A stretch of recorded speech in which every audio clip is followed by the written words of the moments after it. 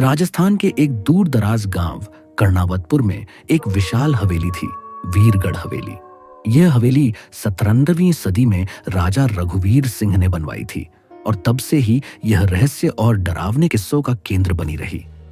हवेली का दक्षिणी हिस्सा टूटा फूटा था, मगर उसका एक दरवाजा जो लोहे से बना हुआ था आज तक कभी नहीं खुला था। लोग कहते थे जो भी उस दरवाजे को खोलने गया वो जिंदा नहीं लौटा। गांव के बुजुर्ग कहते थे कि उस दरवाजे के पीछे चमत्कारी खजाना छिपा है, मगर उसके साथ ही एक भयानक श्राप भी है।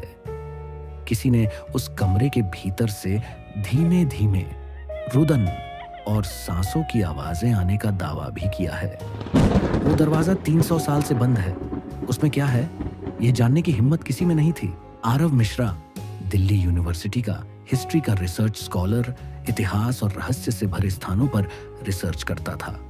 वह अपने यूट्यूब चैनल के लिए एक डॉक्यूमेंट्री बना रहा था जिसका नाम था इंडियाज फॉरगॉटन मिस्ट्रीज।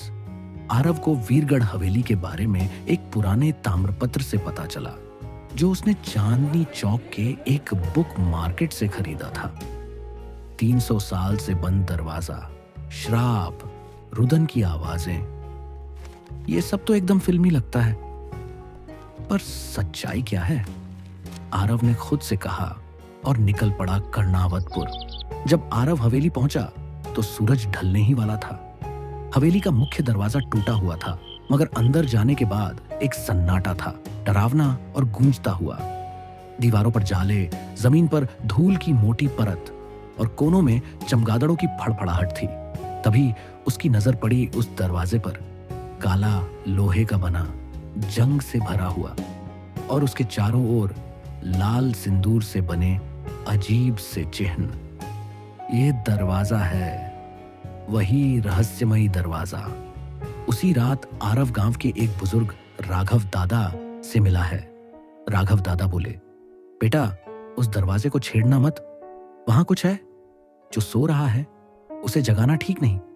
आरव ने कहा, अगर सबने डर के कारण सच्चाई छुपा दी तो इतिहास अधूरा ही रह जाएगा।